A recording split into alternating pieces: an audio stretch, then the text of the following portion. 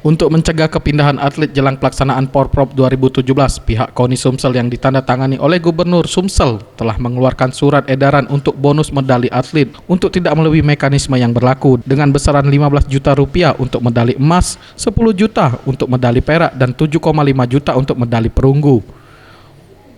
Menurut Aliuddin Asral, Ketua Harian KONI Kota Palembang mengatakan patokan bonus ini tentunya dapat mencegah kepergian atlet yang hanya memikirkan materi untuk memperoleh medali.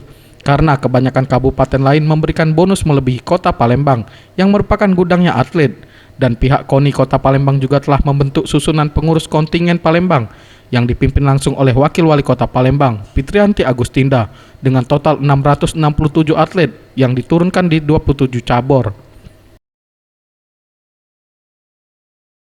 Emas 1.340 emas ya? Emas yang diperebutkan, dan kita memprediksi kita akan mendapatkan 130 karena di tahun 2015 kita 125 medali dan kita juara umum, dan kita tingkatkan menjadi 130. Insya Allah kalau ini tercapai maka dalam posisi aman kita sudah mencapai target, yaitu untuk target medali di Porprov 2017 ini, KONI Kota Palembang menargetkan dapat merebut 130 emas dari total 1.340 emas yang diperebutkan dan menargetkan menjadi juara umum. Tim Liputan Sriwijaya TV.